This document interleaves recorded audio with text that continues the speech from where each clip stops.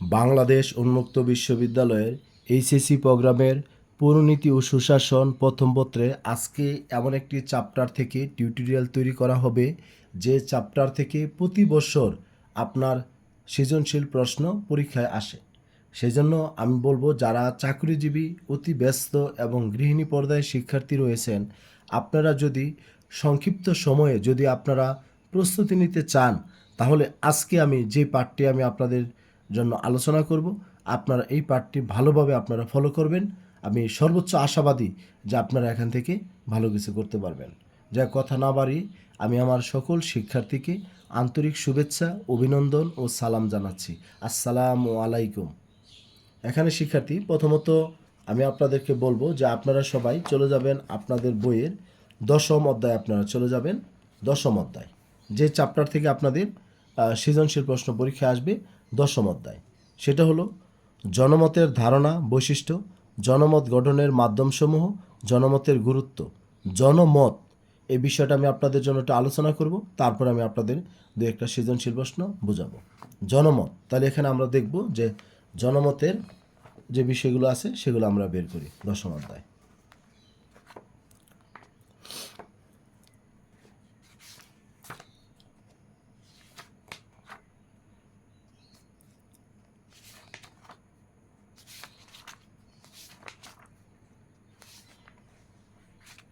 যে আমরা চলে আসছি জনমত। এখানে শিক্ষার্থী, প্রথমত জনমত কি এ বিষয়ে সংক্ষিপ্ত যদি আমরা একটু কথা বলি, আপনারা এখান থেকে একটু দেখতে পাবেন যে জনমত আধুনিক ও গণতান্ত্রিক শাসন ব্যবস্থার প্রাণস্বরূপ। জনমত আধুনিক ও গণতান্ত্রিক শাসন ব্যবস্থার প্রাণস্বরূপ। আক্ষরিক অর্থে জনগণের মতামতই হলো জনমত। আক্ষরিক অর্থে জনগণের মতামতই হলো জনমত। কিন্তু রাষ্ট্রবিজ্ঞানে জনমত বলতে জনগণের সমষ্টিগত, সুসংগঠিত ও যুক্তিযুক্ত মতামতকেই বোঝায়। এই মতামতের প্রকাশ বিভিন্নভাবে ঘটতে পারে। সরকার ও রাজনীতির ব্যাপারে জনসাধারণের সমন্বিত দৃষ্টিভঙ্গি বা বিশ্বাসই হচ্ছে জনমত। আমি আপনাদেরকে বলতে চাই যে এখানে একটা বিষয় মনে রাখবেন, জনমতটা কেন প্রয়োজন হয়। যখন একটি রাষ্ট্র বা একটা সমাজ বা একটা দেশ নতুন কোনো কিছু আনতে চায় বা বাস্তবায়ন করতে চায়, সেটা আসলে ওই দেশ অনুযায়ী, আপনার ওই দেশের সংবিধান অনুযায়ী সেটা ঠিক আছে কিনা বা জনগণ সেটা ভালোভাবে নিবে কিনা, সেজন্য কিন্তু আপনার জনমত গঠন করতে হয়। ধরেন একটা আইন প্রণয়ন করা হবে, সেজন্য কিন্তু জনমত গঠন করা হবে। আবার ধরেন আপনার নতুন একটা বিষয় দেশে আনা হবে, সেটার জন্য কি করা হবে? জনমত গঠন করা হবে। জনমতের মাধ্যমে এটাই নির্ধারণ করা হয় যে আসলে দেশের জনগণ এটাকে কতটুকু সমর্থন দিচ্ছে। যদি মনে হয় যে না, দেশের মানে আপনার 50%-এর বেশি জনগণ এখানে আপনার সমর্থন দিচ্ছে, তখন কিন্তু দেখা যায় যে সেই বিষয়টা ওই দেশের মধ্যে আপনার ওই আইনটি পাশ করা হয় বা ওই বিষয়ে আপনার নতুন যে পরিবর্তন সেটি কিন্তু আনা হয়। যাক, এখানে আমরা আরও বিস্তর বিষয়গুলো বলবো। এটি সাধারণত এই জনমত গঠনে আমি কিছু বাস্তব উদাহরণ আমি আপনাদের দিব। জনমত গঠনগুলো আমরা কিভাবে করতে পারি সেই বিষয়গুলো বলবো।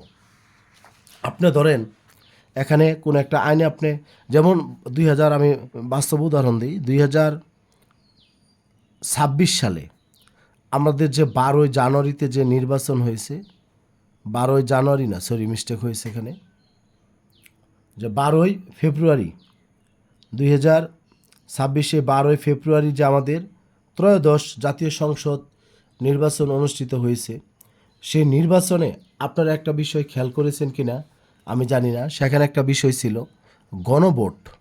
গণভোট, সেই গণভোটের জন্য সরকার ব্যবস্থা করেছিল সকল শিক্ষা প্রতিষ্ঠান, সরকারি প্রতিষ্ঠানগুলোকে এই গণভোটের পক্ষে সবাই যেন হা ভোট দেয়, সেই জন্য কিন্তু একটা প্রচার চালিয়েছিল। কেন? যাতে জনগণ সচেতন হয়, সবাই যাতে এই বিষয়ে যেন সমর্থন দেয়। তাহলে এই যে এই প্রচারটা শুধু শিক্ষা প্রতিষ্ঠানের মাধ্যমে না, এই প্রচারটা কিন্তু সরকার পত্র পত্রিকা ব্যবহার করেছে চালানোর জন্য, রেডিও টেলিভিশন ব্যবহার করেছে, বিভিন্নভাবে আপনার এই গণভোটের পক্ষে ভোট যেন জনগণ দেয় সেই জন্য সবাইকে সচেতন করার জন্য এই পদক্ষেপটি নিয়েছিলেন। এরকম দেখেন, আমরা এখানে বলতে পারি যে আমাদের 9টা মাধ্যম আছে এই গণভোট যাচাইয়ের জন্য, মানে জনমত যাচাইয়ের জন্য। প্রথমত সংবাদপত্র। সংবাদপত্র আমরা চাইলে কোনো বিষয়ে জনমত গঠন করতে চাইলে আমরা সংবাদপত্র ব্যবহার করতে পারি। 2 নম্বর রেডিও টেলিভিশন ও চলচ্চিত্র। চলচ্চিত্র, রেডিও টেলিভিশন ও চলচ্চিত্র। সংবাদপত্রের একটা বাস্তব উদাহরণ আমি আমরা যে 2টা বাস্তব উদাহরণ দিই। আমরা সবাই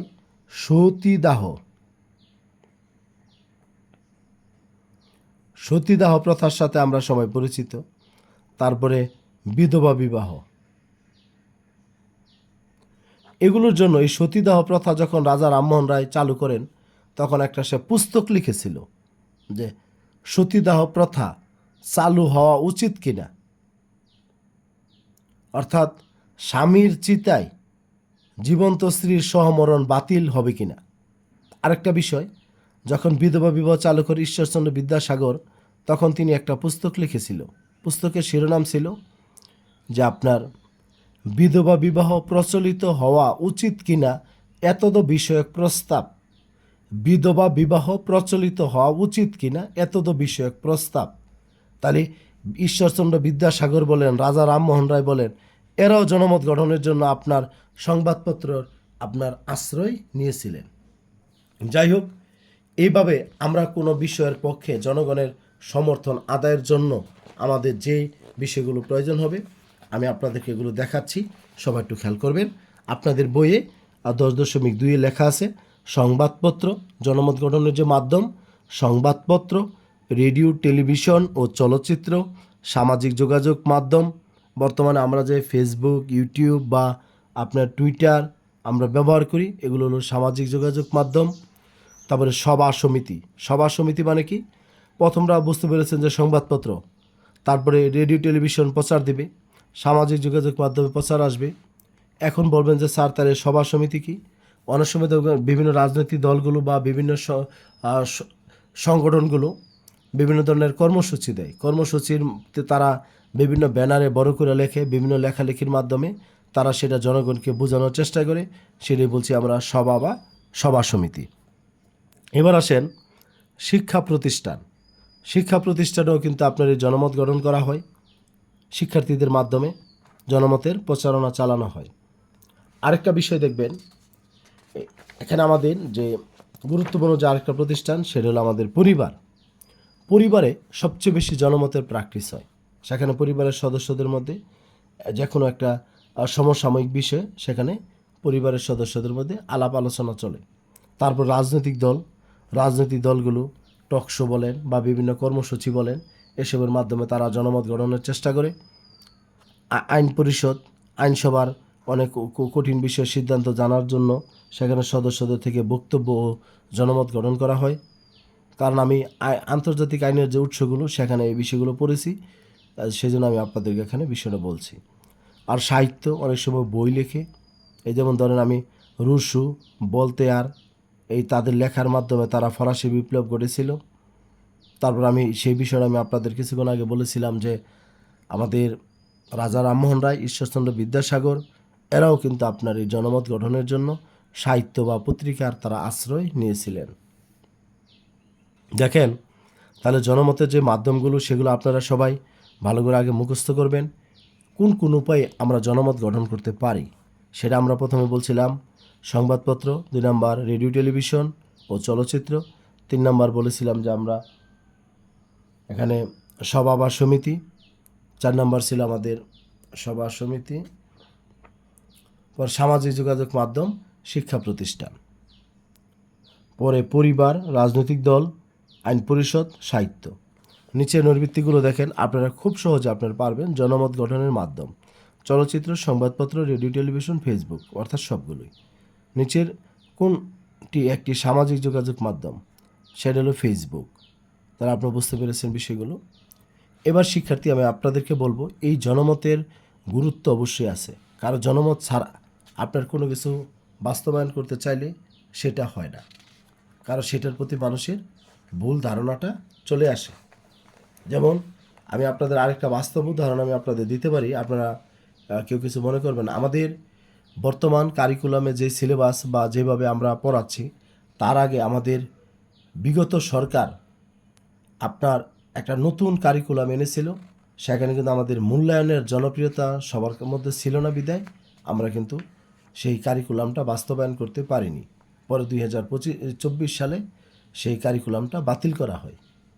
মানে আপনার যে কারিকুলামটা সরকার চালু করেছিল সেটার মূল্যায়ন প্রক্রিয়াটা আমরা জনগণকে ভালোভাবে বোঝাতে পারি নাই। অনেকে আমরা বিভিন্নভাবে মতামত দিয়েছি যে রান্না বান্না শেখাচ্ছে, বাজার করা শেখাচ্ছে, এই ধরনের বিষয়। তবে সেই মূল্যায়নের বিষয়টা যদি আমরা জনগণকে সম্পৃক্ত করতে পারতাম, শিক্ষার্থী অভিভাবকদের, তাহলে কিন্তু আমরা ওই কারিকুলামটা কিন্তু আমরা আমাদের দেশে মানে চালানো সম্ভব হতো। কিন্তু ওই মূল্যায়নের বিষয়টা আমরা বোঝাতে পারি না বিধায় আমাদের সেই কারিকুলামটা আপনার 2024-এ আমাদেরকে বাতিল করতে হয়েছে।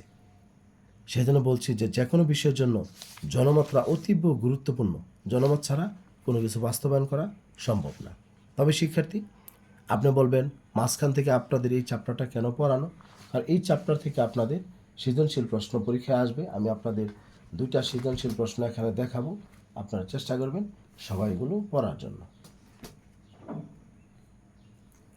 দেখেন শিক্ষার্থী, প্রথমত এখানে একটা সৃজনশীল প্রশ্ন আমি আপনাদেরকে দেখাচ্ছি, যদি আপনাদের সময় থাকে আপনারা একটু দেখে নেবেন।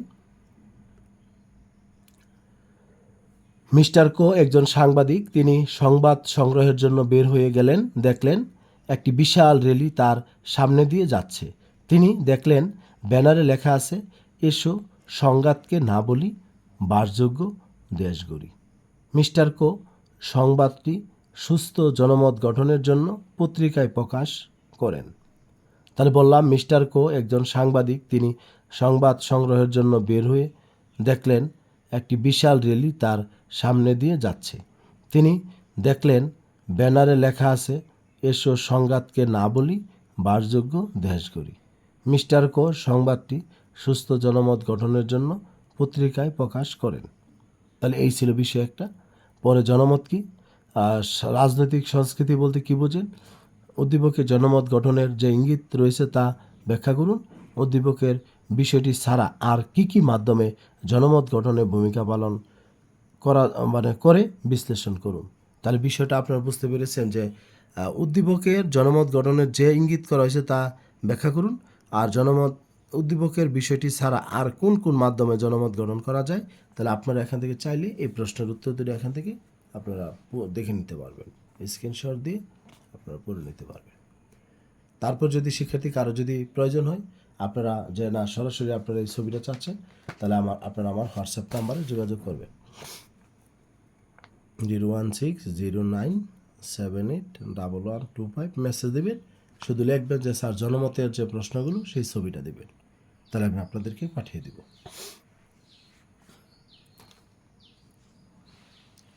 দ্বিতীয় আরেকটা প্রশ্ন দেখেন, এনির বাবা হাসমত আলী তার এলাকার চেয়ারম্যান পদে প্রার্থী হয়েছিলেন। এলাকার জনসাধারণ তার মতো একজন সৎ ও যোগ্য ব্যক্তিকে চেয়ারম্যান হিসাবে নির্বাচিত করার জন্য উঠে পড়ে লাগেন। এলাকার সকল ভোটার এক বাক্যে স্বীকার করতে লাগলেন চেয়ারম্যান হিসাবে তারা হাসমত আলীকেই চায়। তবে তার পক্ষে জনগণের ভোটদানে উদ্বুদ্ধ করেছিলেন তার কর্মীবৃন্দ। তাহলে এখানেও আপনার যেই প্রশ্নটা সেটা আপনারা একটু পড়ে নেবেন। আমি আপনাদেরকে এই প্রশ্নটার উত্তর দিয়ে দিচ্ছি যাতে করে সবাই পড়তে পারে।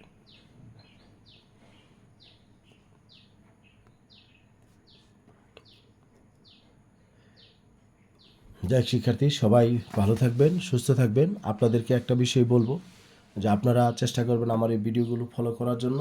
যদি আপনাদের কোনো পরামর্শ প্রয়োজন হয় বা আপনারা এই পাঠগুলো কার কাছে পড়বেন ভাবতেছেন, তাহলে অবশ্যই আমার কাছে পড়ার জন্য সিদ্ধান্ত নেন। আমি আপনাদের জন্য কার্যকরী যেভাবে আপনাদের পড়ালে আপনারা বুঝতে পারবেন সেইভাবে আমি আপনাদের কাজগুলো করে দেব। সবাই ভালো থাকবেন, সুস্থ থাকবেন। আসসালামু আলাইকুম।